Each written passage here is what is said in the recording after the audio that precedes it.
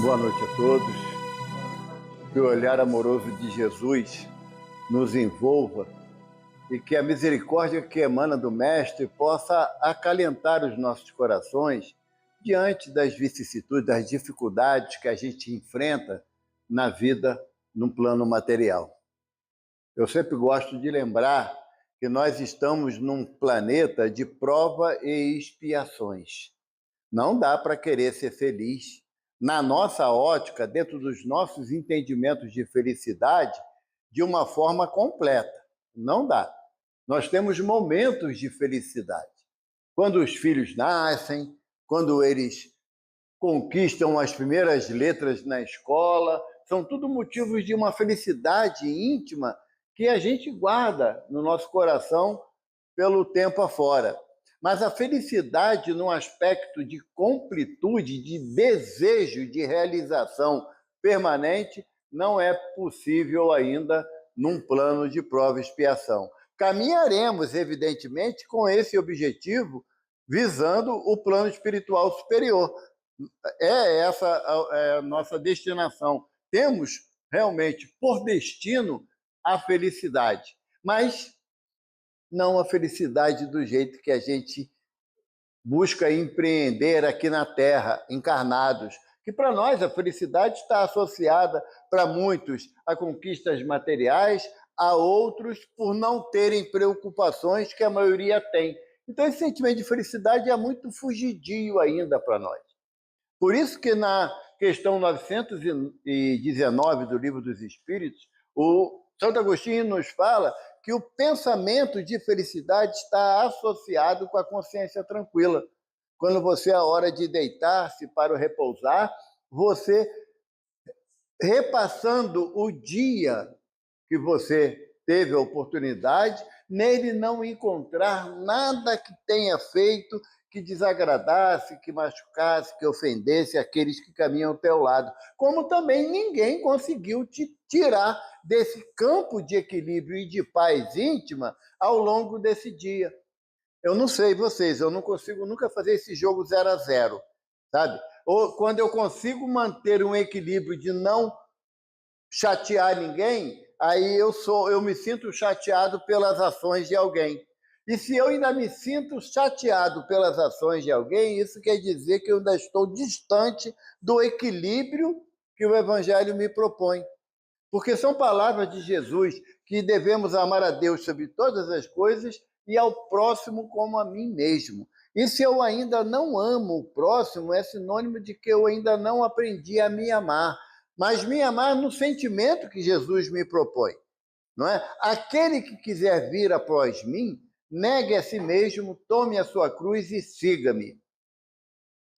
Eu estava analisando, sabe, Rubens, aquela parte do mancebo rico, né?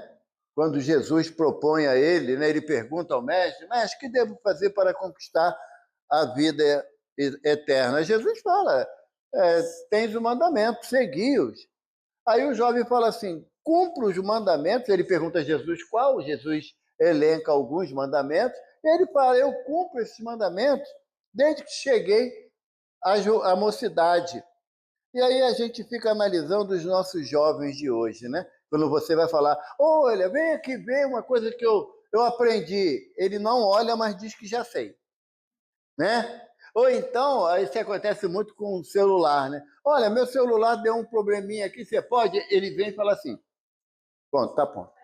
Mas não ensinou a gente o que fez. Aí a gente continua sem saber, mas cria aquela dependência deles. Então, quando o jovem fala que ele cumpre os mandamentos desde que chegou à mocidade, Jesus olha e fala assim, não sabe nada, inocente. Porque o problema da gente não é a nossa mocidade, é a nossa maturidade. Quando você começa a se tornar responsável pelos seus atos. Quando você não sai para trabalhar de manhã, você leva uma bronca do teu chefe ou perde o emprego. Quando você é jovem, o máximo que acontece é você não ir para a escola, né? Matar a aula. Então, é uma situação completamente diferente entre a juventude e a maturidade. Então, quando Jesus percebeu que ele colocou na condição de seguir os mandamentos, desde que ele chegou à mocidade, Jesus propõe para ele uma coisa que até hoje eu não consigo fazer. Vá, vende tudo que tem, dá aos pobres, pois conquistará um tesouro no céu, depois vem e segue-me. Aí o jovem fez. Nós fizemos. Então não dá para criticar o jovem, porque nós também ainda não estamos na condição de vender tudo que tem, tudo. Ficar só com a roupa do corpo, dar tudo para os pobres e seguir Jesus. Não temos essa condição ainda. E por que não temos? Porque ainda estamos distantes da ideia de despojar-se de tudo. Lembra a parábola do bom samaritano? O que Jesus fala? Que um homem passando foi atacado por ladrões, por malfeitores, que o despojaram de tudo. Despojar de tudo é você ficar só com o teu nome, nada mais de posse. Ainda está difícil, a gente não tem essa possibilidade. Evidentemente que o nosso desejo é seguir os passos de Francisco de Assis, não é? Ele despojou-se de tudo. Na figura simbólica, eu gosto de falar isso, que às vezes a pessoa acha que ele realmente ficou peladão na praça de Assis. Não, aquilo era uma simbologia de que ele se despiu das posses que o pai lhe dera. Nome, riqueza, propriedades. Ele se despiu de tudo para seguir a Jesus, representando um novo mancebo rico, porque Francisco tinha à época 19 anos de idade, então era um mancebo, era jovem, era rico, e ele, na proposta de seguir Jesus, ele se despojou de tudo, ele deu tudo que ele tinha. E era o mais interessante, sabe, Luiz, que ele, ao ouvir a mensagem espiritual, né, Francisco, reerga a minha casa. Aí ele achou que era para reconstruir a casa de São Cosme e São Damião, que existia na região. Ele começou, foi para a Praça de Assis, sentou ao lado de um pedinte, né? Hoje falando de um irmão em situação de rua, lá de Assis, e ele pedia esmola. Mas ele pedia o quê? Uma pedra. Quando alguém dava um dinheiro, ele dava para o companheiro que estava do lado, porque ele não queria dinheiro, ele tinha que reconstruir a casa de Deus. Então ele pedia, ele ganhava uma pedra. Ele pedia uma pedra. E interessante que quando o pai dele, Pedro Bernardoni, passava e via o filho naquela condição de indigência, né? Ele falava: não és meu filho, pois a tua atitude me repugna e eu não me considero teu pai, que amaldiçoado tu seja. Ele combinou uma parada com um amigo dele que pedia dinheiro, Luiz. Ele falou: toda vez que meu pai passar e me amaldiçoar, tu pode me abençoar? Porque se a palavra dele tem peso para me amaldiçoar, a tua palavra, como meu irmão, tem peso para me abençoar. Então, quando o pai dele passava, amaldiçoava ele, o amigo dele lá em situação de rua falava: Deus te abençoe, Francisco.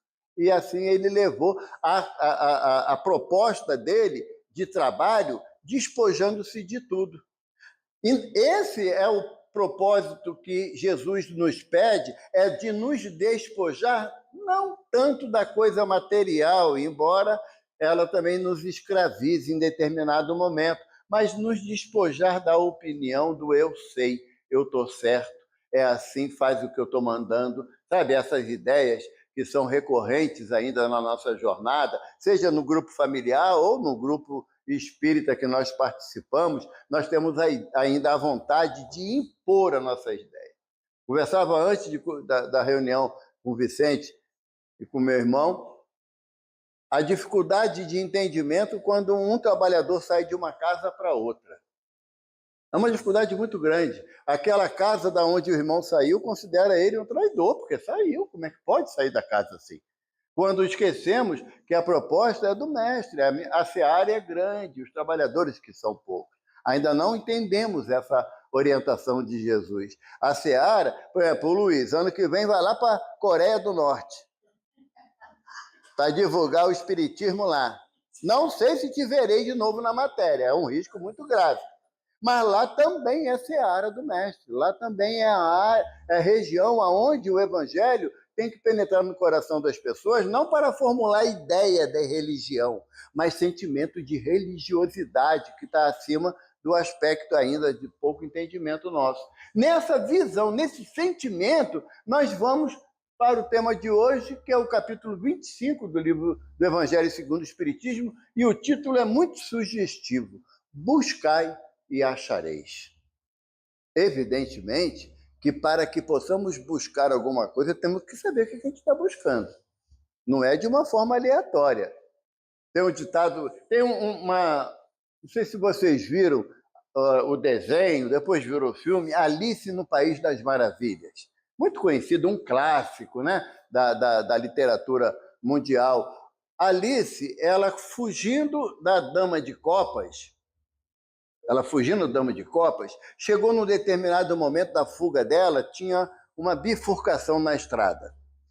E o gato, aquele gato que sumia e aparecia, estava em cima de uma árvore, e ela, apavorada, para onde eu vou, para onde eu vou? O gato perguntou, para onde você quer ir? Ela, não sei. Ele, se você não sabe para onde vai, qualquer caminho serve. Então, o buscar e achareis, você tem que saber o que você está buscando. Qual é a tua busca íntima dentro de uma casa onde o evangelho é apregoado, aonde o evangelho é apresentado para as nossas necessidades. Se eu estou vindo na casa de José em busca das conquistas materiais, das satisfações da vida material, eu vou buscar até o final da existência e não vou achar.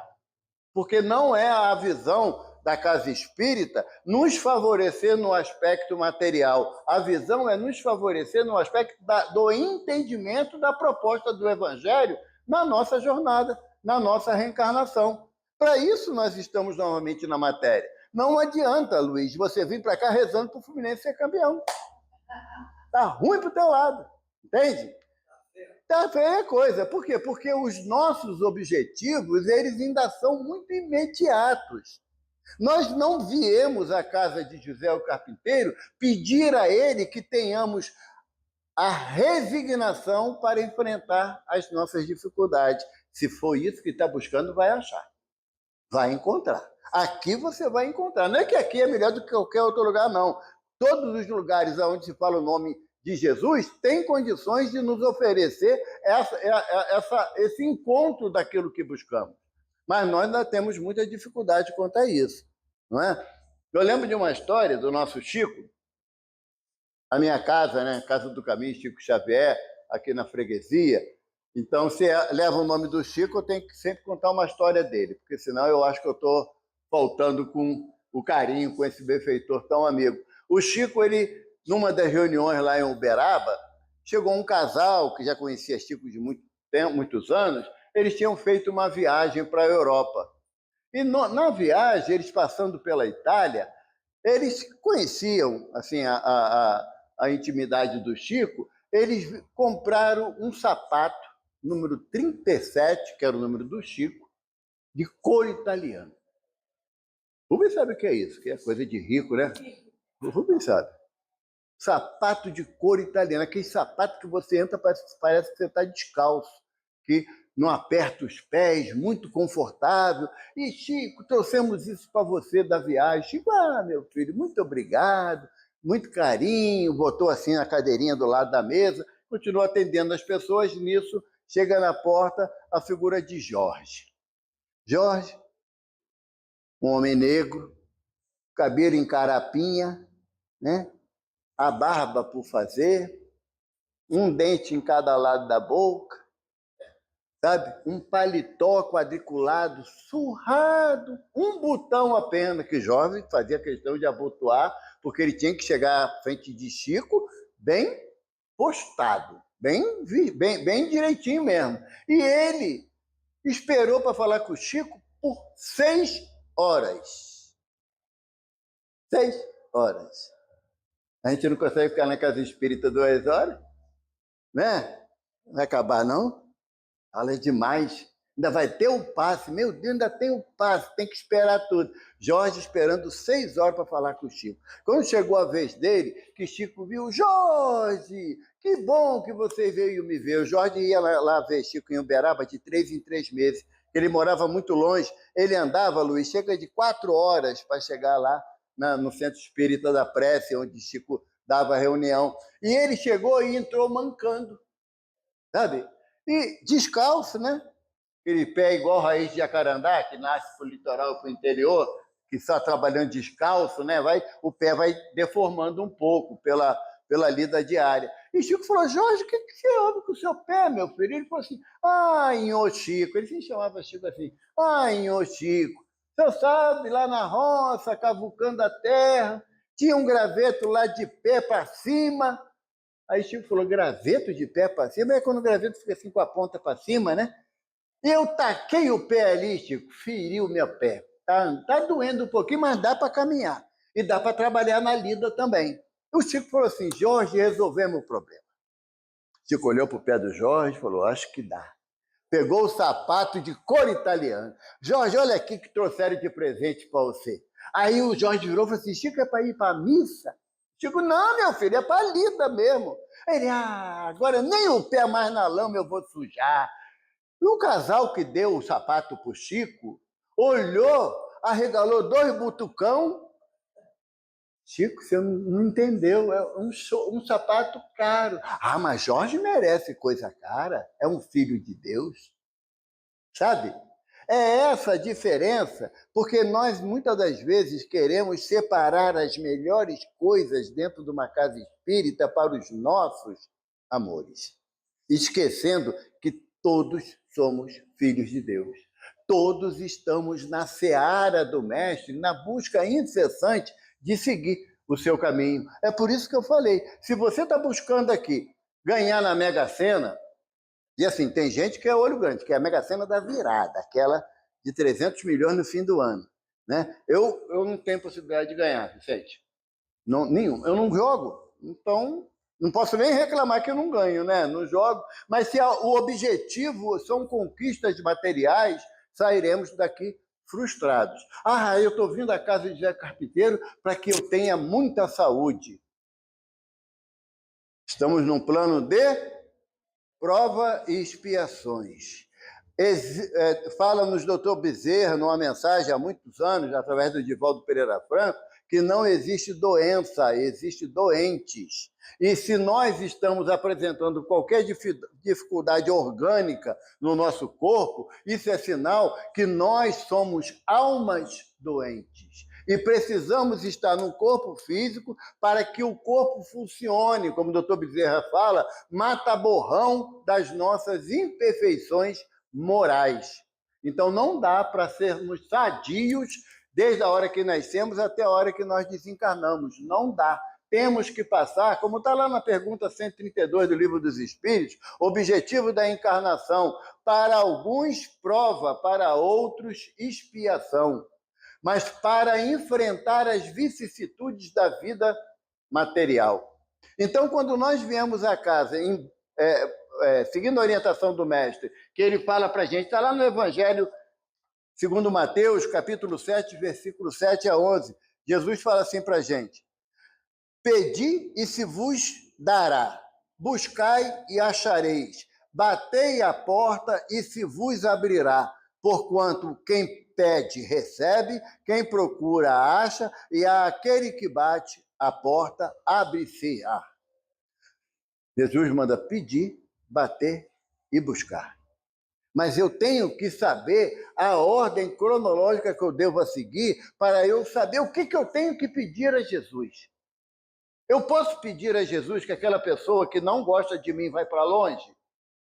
Não, porque senão depois reencarna como meu filho, como minha esposa, meu marido, meu irmão, meu pai, minha mãe, porque a proposta do Mestre é de reconciliação, não é? Reconcilia com teu irmão enquanto caminha com ele, para que ele... Olha só como é que Mateus anota isso. Reconcilia com seu irmão enquanto está a caminho com ele, para que ele não te entregue ao juiz, e o juiz não te apresente ao ministro da Justiça, e este te encerre na prisão. Aí Emmanuel vem dar uma destrinchada para a gente, né? Reconcilia com o teu irmão enquanto está a caminho com ele, para que ele não te apresente ao juiz. Que juiz que Jesus está falando para nós? É a nossa consciência. Porque o Emmanuel fala que a nossa consciência é um juiz incorruptível. Olha que tristeza. Não tem jeitinho da nossa consciência. Fez o certo, a consciência está lá tranquila. Fez o errado, ela grita mais do que sinal de trânsito. Então, o juiz é a nossa consciência. E quem é o ministro da Justiça? É a lei de causa e efeito, porque o mestre nos falou, a cada um segundo suas obras. E quem é a prisão? O que é a prisão que o mestre fala que o ministro da Justiça vai me encerrar?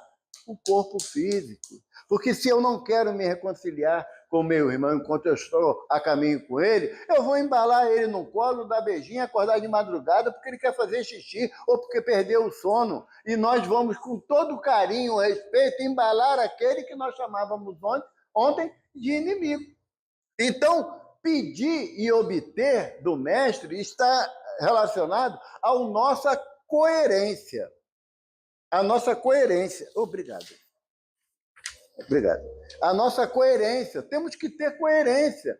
Tem uma história que o Divaldo conta, que tinha uma moça que todo dia ia lá para a Mansão do Caminho, que lá tem um grupo espírita Redenção, e ela ficava sozinha no salão, 1 hora e meia no salão. E um dia o Divaldo, encafifado com ela, foi lá conversar com ela e perguntou a ela, né? Porque, poxa, vim para lá ficar 1 hora e meia dentro do salão vazio lá e muito contrita. Aí ela falou assim, seu Divaldo, eu estou aqui para ver se Jesus dá um jeito na minha vizinha. Mas como assim mesmo? Não, porque para poder mandar ela para longe, pelo amor de Deus, que eu não aguento mais aquela tralha daquela mulher na minha cabeça, não. Mas você sabe que Jesus não me escuta? Aí o Divaldo falou assim, nem a mim, minha filha, porque eu queria tirar tanta gente da minha vida e não consigo. Aí Jesus manda todo mundo aqui para a Mansão do Caminho. Porque a proposta não é de você se livrar do opositor, é transformar o opositor em amigo. Sabe? Transformar. Evaldo não é fácil, claro que não. Se fosse fácil para o Evaldo, ele não estava mais reencarnado, já estava já no plano espiritual superior, porque aprendeu a difícil arte de amar. Ou a difícil arte de ter empatia com o próximo, como Jesus nos propõe, faça ao teu semelhante aquilo que gostaria que lhe fosse feito. Isso daí dá uma encrenca na minha vida. Toda vez que eu tenho vontade de responder uma palavra injusta, e aí eu penso, Jesus mandou fazer para ele o que eu gostaria que ele me fizesse, eu não gostaria que ele me agredisse, então eu não tenho direito de agredir ninguém, de aborrecer ninguém. A minha responsabilidade enquanto cristão é de seguir os exemplos do mestre aplicando na minha vida, não é dar receita de bolo para ninguém não, porque eu não tenho essa autoridade. Então, quando eu busco, eu vou pedir a Jesus, eu tenho que ter a coerência do que eu estou pedindo ao mestre. Não podemos fazer igual Salomé, mãe de André e Tiago, maior. Senhor, quando constituíres o teu reino, coloca os meus 2 filhos, um à tua direita e outro à tua esquerda. Eu não tenho mais direito de fazer isso. Eu agora estou lá no CSX, eu tenho 4 filhas biológicas, né? Filha do coração, acho que já estão umas 30 por aí. Mas biológicas são 4. Aí eu vou chegar lá perto do presidente da casa, dá para botar minhas filhas aqui na diretoria da casa? São minhas filhas, eu quero tanto, né? Não cabe mais isso. A proposta minha tem que ser de eu pedir a Jesus o que a minha consciência diz que eu posso pedir, mas não é garantia de ser ouvido, não. Jesus pede e obtereis. Ele não fala, pede hoje que eu vou te dar hoje mesmo. Fala assim, obtereis, é futuro. E o momento, quem vai definir é o mestre, à luz da sua misericórdia. E ele fala, buscar e achareis. Se eu não sei o que eu perdi, como é que eu vou buscar? Vou achar o quê? Eu não tenho noção. Eu entendo, muitas das vezes, que eu devo buscar a minha paz interior. Mas aí, Chico fala para a gente, numa mensagem, lá com Jerônimo Mendonça, o gigante deitado, ele diz que a busca da paz interior ela é conquistada pela consciência tranquila. Aí me encrencou de novo, Luiz. Consciência tranquila. Eu ainda estou naquele pensamento de Paulo de Tarso, quando ele fala aos Efésios: o bem que eu desejo eu não faço, e o mal que eu não quero, esse ainda habita em mim. Ele fala assim, Paulo fala para complicar a vida da gente, né? Habita em mim, porque o mal é uma construção do homem, com prazo de validade, mas é construção do homem. Porque nós fomos criados, lembra que está lá na Bíblia, na Gênesis de Moisés, porque nós fomos criados simples e ignorantes. O simples ainda não entendemos. Não entendemos, porque toda vez que a gente vai dar uma definição do que é simples, a gente fala em relação ao ignorante, né? O simples é a ideia de unicidade. Não existe, graças a Deus, outro espírito igual ao Evaldo na Terra, no planeta, no universo. Não existe. É muito martírio, né, para a humanidade, dois Evaldo. Não existe dois, é a unicidade, é um ser único. Agora, o ignorante é muito fácil. Tudo aquilo que eu não conheço, eu sou ignorante daquele fato. Então, nós temos um processo permanente de construção, como fala Joana no livro... Alcides já veio aqui fazer palestra? Não lembra? O Alcides tem uma frase que é muito peculiar dele, né? Ele mora aqui no estado do Rio Grande, né? Frequentou muito tempo o Centro Espírita de Jacarepaguá. Ele fala que ele chama Joana de Joaninha, sabe? Joana de Anjos, ele chama de Joaninha. Muita intimidade, eu não consigo, não, né? Mas Joana de Anjos fala no livro O Homem Integral que a nossa construção é diária.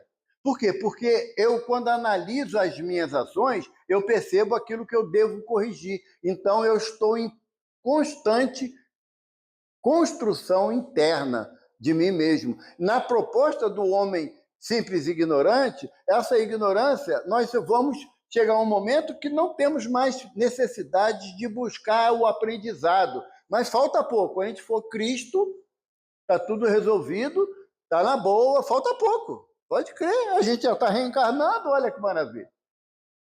Saímos da condição de princípio espiritual para princípio inteligente do universo, que é o espírito, já demos um passo bastante alongado no nosso processo de aperfeiçoamento moral e espiritual. Então, buscar e achareis, eu tenho que ter a noção do que eu estou buscando, para saber o que eu vou encontrar. Porque quando você não sabe o que está buscando, você não dá valor àquilo que você encontra.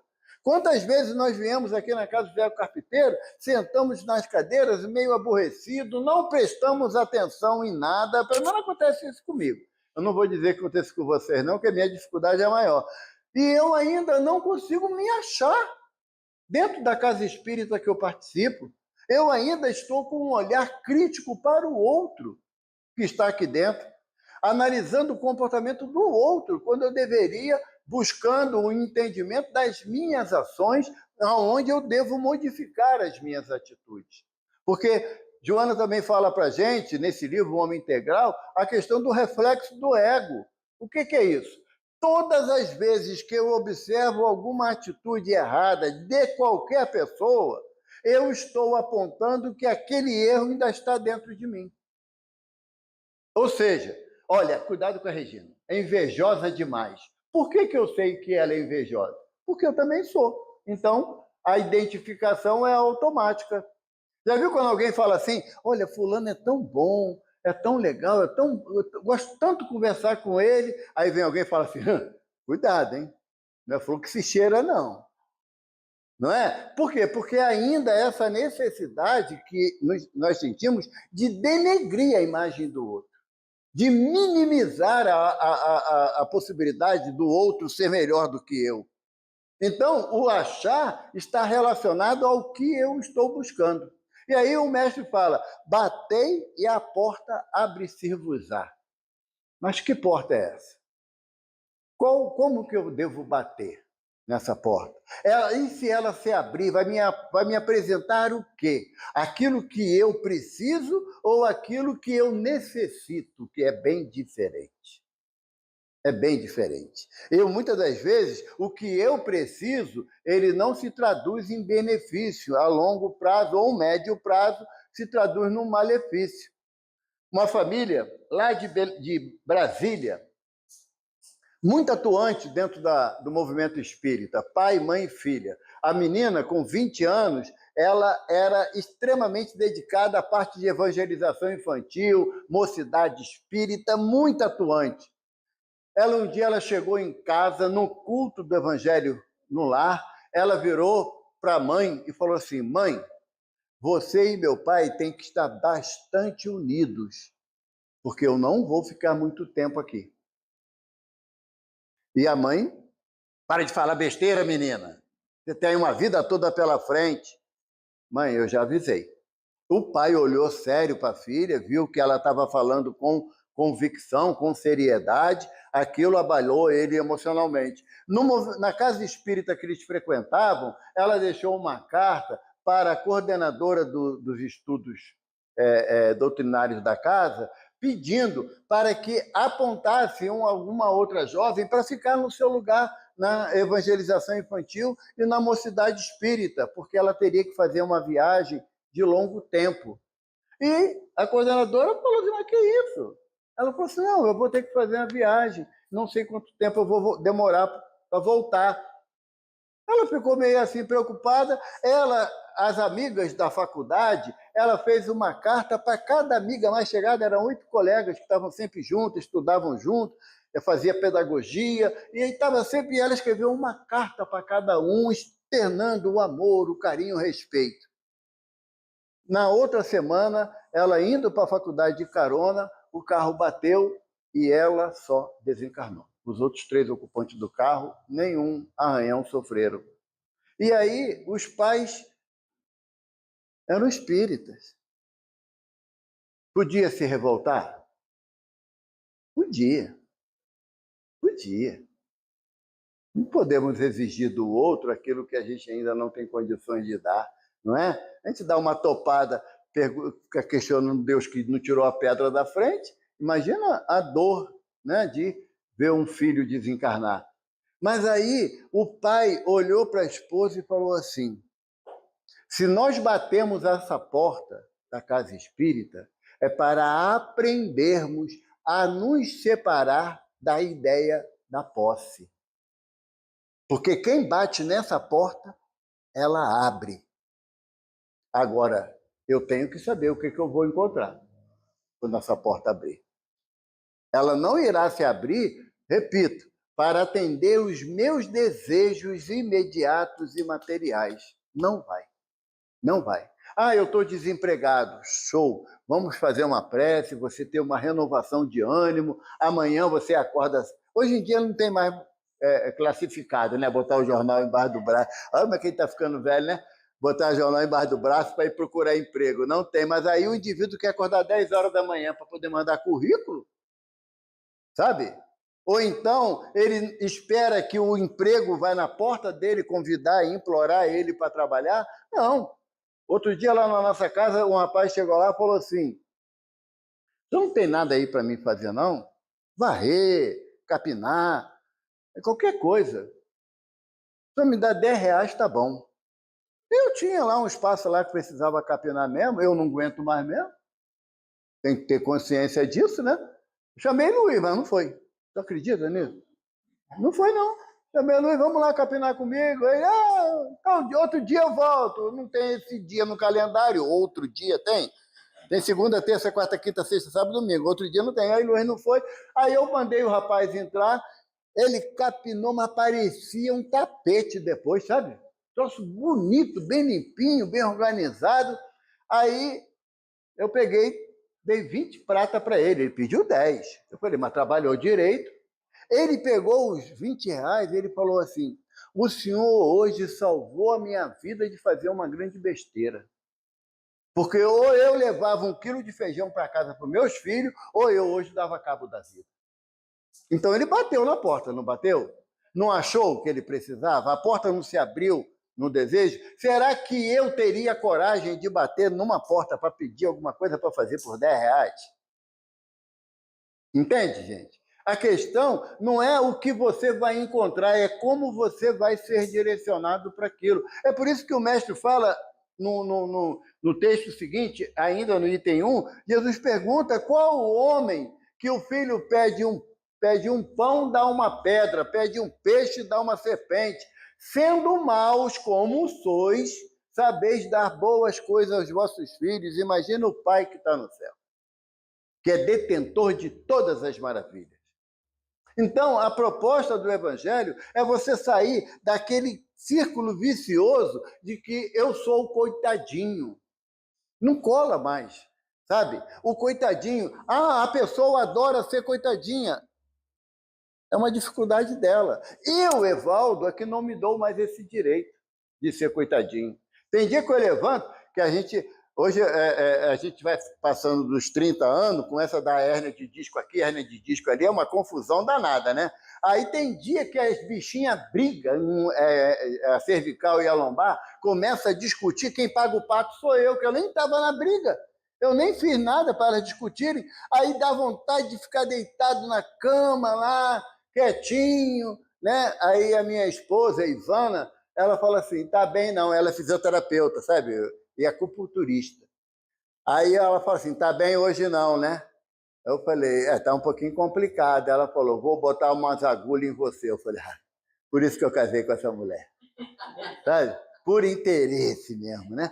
Mas eu tenho que buscar os meios, porque eu tenho que levantar da cama, eu tenho meus compromissos. Não trabalho mais, já sou aposentado, graças a Deus, mas eu tenho meus compromissos na casa que eu frequento, nas atividades do movimento espírita, eu não posso me dar o luxo de ficar deitado resmungando da vida.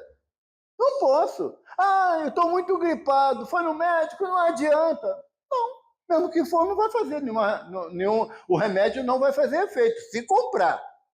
Porque às vezes a pessoa vai no médico, diz para o médico que aquela consulta não vai valer de nada, né?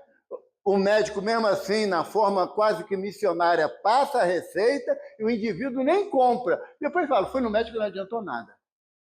Realmente. No livro, se eu não me engano, é Missionários da Luz, não tenho certeza, tá? Mas tem uma reunião de receituário espiritual, quando médicos espirituais, através de um médium, emitem receita de acordo com a necessidade de cada um. Nesse dia, nessa casa, quem estava lá para prescrever o receituário? Doutor Bezerra.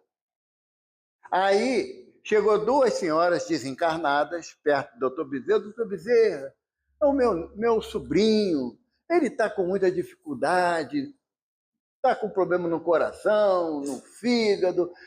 Poxa, doutor, você não podia passar um remedinho, uma receita para ele? O doutor Bezerra falou assim, não, posso não. Os espanta, né? Doutor Bezerra recusar, né? Aí doutor Bezerra justificou.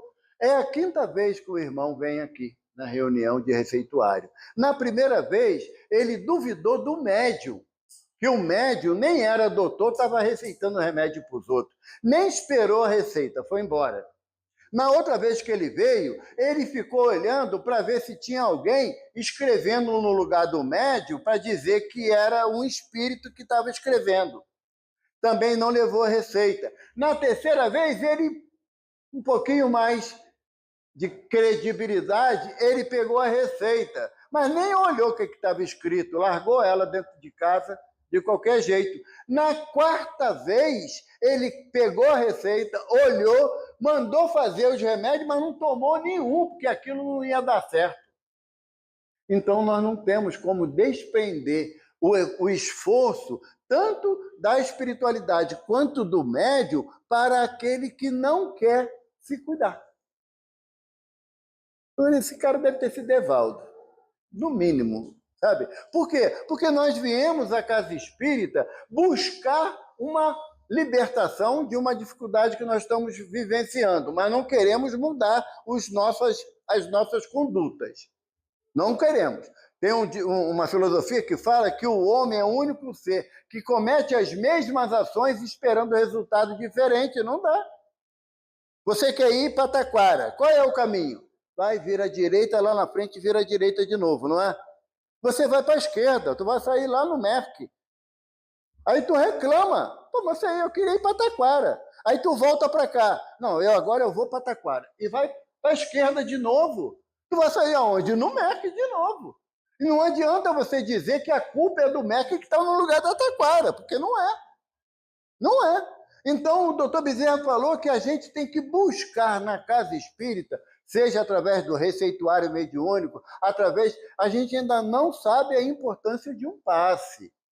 A gente ainda não percebeu a importância de uma água energizada que a gente bebe ao final da tarefa. A gente ainda não percebeu isso. A gente acha que é só água.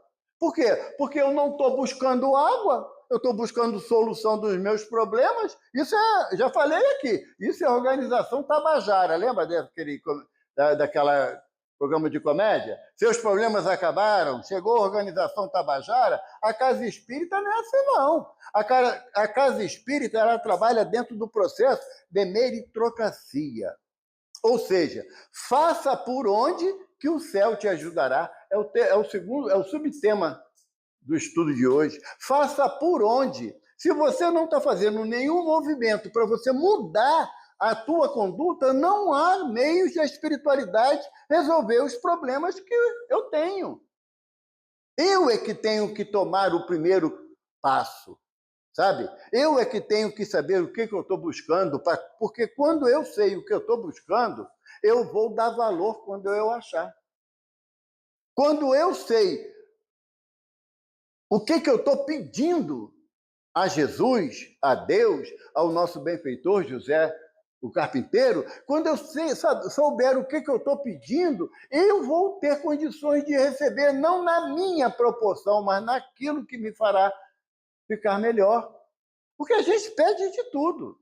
A gente pede de tudo. O filho não está bem. Senhor, José, ajuda meu filho. Aí, no outro dia, chega aqui, mas não é mais o filho, é a filha. A gente está sempre pedindo por aqueles que não dependem da gente as atitudes. Eu vou falar que minha filha não vê palestra minha, mais velha, sabe? Ela não vê. Meu neto vê, mas espero que ele não conte para ela. A minha filha é encrenqueira pra caramba, a mais velha. Sabe? Tudo tem que ser do jeito dela. Aí ela falou assim, pai, a coisa não está boa. Eu falei, que bom, já tem a percepção que não está boa, porque às vezes a gente nem percebe, né?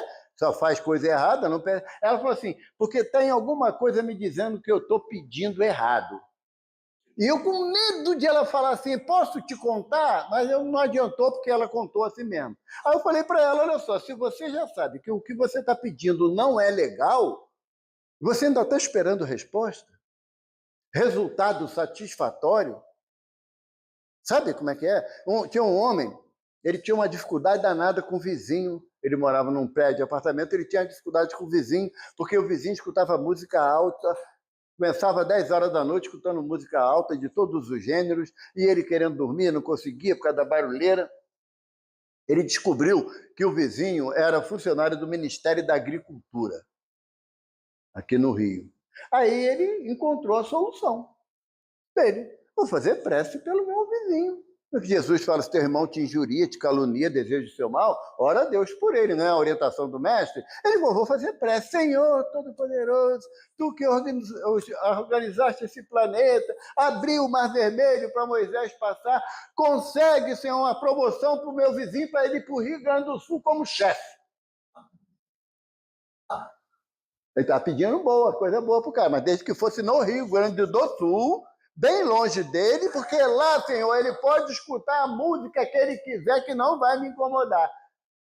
Vocês acham que ele foi atendido no pedido dele? Ele ficou satisfeito ou com raiva de Deus? Está vendo como a gente não tem ainda essa percepção do que devemos pedir a Deus? Sabe? Jesus fala assim para a gente, chamando-nos a atenção de uma forma amorosa, mas enérgica. Hipócritas. Começa assim. Hipocrisia. Característica da hipocrisia. Aquele que fala uma coisa e faz diferente. Tá? Hipócritas. Como podes dizer que ama a Deus que não vê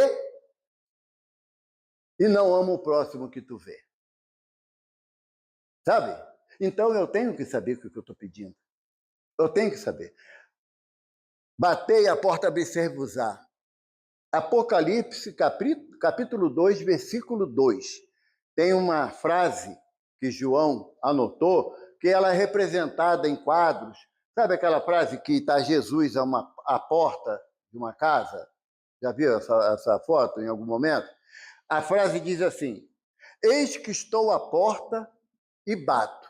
Se abrires, entrarei, cearei contigo e tu cearás comigo. É a proposta de Jesus. Estou à porta e bato. Mas se você analisar a figura que criaram, a porta não tem maçaneta pelo lado de fora. A maçaneta está do lado de dentro. Ela está no nosso coração. Quando eu abrir a minha porta do coração para Jesus, ele vai entrar e vai cear comigo. Na cultura hebraica, você entrar na casa de alguém e cear com ele era o exemplo maior de amizade, de carinho. Porque o hebreu, ele não aceitava que qualquer um entrasse na casa dele para comer, não. Tinha que ser convidado, e era alguém de muita valia para ele. Jesus está dizendo que nós temos um valor imensurável para ele, mas a gente tem que abrir a porta, sabe? Não dá para eu pedir a Jesus para ele meter o pé na porta do meu coração, arrombar e entrar, porque ele não vai fazer isso. Porque ele fala, se quiseres vir após mim, negue a si mesmo, tome a tua cruz e siga-me. A proposta do evangelho é uma transformação de dentro para fora. Não adianta a gente fazer cara de paisagem quando alguém fala uma grosseria para a gente dentro da casa espírita, porque a gente não convence nem aquele que está fazendo a grosseria. O importante é eu começar a internalizar, colocar dentro de mim a proposta do evangelho. Gente, eu estou falando isso para vocês, mas eu estou falando para mim, é que eu não sou egoísta e divido com vocês. Porque essa proposta é para toda a humanidade, sabe? Porque o que Jesus decide, ele tem uma frase que foi Lucas que anotou, Jesus estava chegando em Jerusalém, no fim da tarde, uma visão de toda a cidade, Jesus olha do alto do Tabor e fala assim, Jerusalém, Jerusalém, quantas vezes quis te abrigar embaixo das minhas asas, como a galinha faz com os pintinhos em noite de trovoada. Jesus fala para Jerusalém que representa toda a humanidade. O Mestre anseia por nos amparar.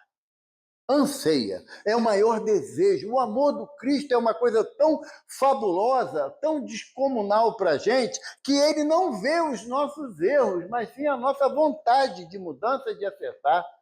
Então, quando ele estiver à porta e ele bater, eu tenho que abrir a vontade, tem que ser uma ação voluntária minha.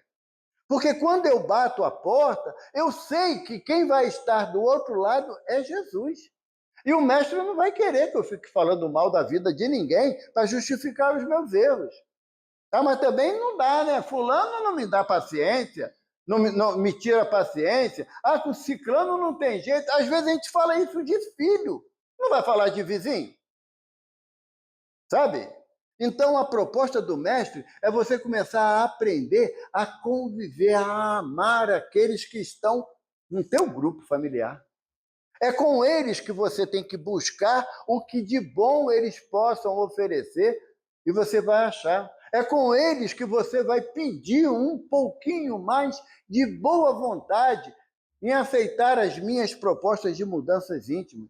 Porque se nós somos pais, avós, nós não temos a chancela de acertar sempre. Quantas vezes a gente se envergonha dos erros que cometeu com os filhos? Quantas vezes? Então, se eu tenho já a consciência dos erros que eu cometi, eu cheguei perto da minha filha mais velha mesmo, que na época dela, de adolescente, de jovem, eu cometi atitudes de agressividade pela minha intemperança, eu pedi perdão a ela. Filha, me perdoe, seu pai errou muito com você. E foi nós dois a chorarmos. Tem pai, tem mãe que acha que é vergonhoso pedir perdão para filho. Num pedestal que não cabe. Não cabe. O pedestal que Jesus usou foi a cruz, e lá da cruz ele falou para a gente, pai, perdoa-os, pois não sabem o que fazem. Então a gente tem que começar a mudar nossa postura. Se não fizermos isso, nós vamos continuar no círculo vicioso do reencarne e desencarne. Porque enquanto eu não mudar, eu não vou saber o que estou buscando. E aí, lógico, eu não vou ter a consciência do que eu estou encontrando nessa busca. A mensagem de Jesus é uma proposta de análise, não é uma exigência de correção. Você tem até as 23 horas e 59 minutos de hoje para você se transformar num espírito bom. Vai dar ruim, porque não vamos conseguir. Nem que se fosse 23 séculos, né? Ainda assim teríamos dificuldade. Porque a proposta do Evangelho é você começar a analisar o que o Mestre nos propõe e você fazer transformações gradativas. Sabe? Gradativas. Um dia um palestrante ele falou assim, você tem que enumerar 5 defeitos. Eu falei, é pouco. No meu caso é pouco. Mas 5, vai lá, 5 defeitos. Aí ele falou, o primeiro que você encontrou é o mais grave. No meu caso, o orgulho. Né? No meu caso, o orgulho. Aí ele falou, o segundo também é grave, egoísmo. Prepotência, arrogância, inveja. Foi os que eu escolhi para mim. Aí ele falou assim, o último é o mais fácil de trabalhar. E sempre eu caio, que é o da inveja. Então, se eu não consigo resolver o mais fácil, por que eu vou querer resolver o mais difícil, que é o orgulho? A proposta do Evangelho é um exercício permanente. Por isso que Emmanuel fala para a gente no Pão Nosso que a caridade é o exercício do Espírito. Sabe? Exercitar a caridade do silêncio, a caridade da boa palavra, a caridade da paciência, a caridade da misericórdia. Bem-aventurados os puros de coração, pois verão a Deus. O que é que Jesus está falando nessa bem-aventurança? A partir do momento que você refletir a vontade de Deus, você é puro de coração. E para mim, Deus ainda é aquele senhor de cabelo e barba branca, sentado no trono. No meu caso, eu idealizava que ele tinha um raio na mão. Quando alguém pisava na bola, ele jogava o raio lá de cima, sabe? Ainda tinha essa visão ainda bastante infantilizada de que é Deus. E Deus é como diz os espíritos a Kardec na primeira questão, né?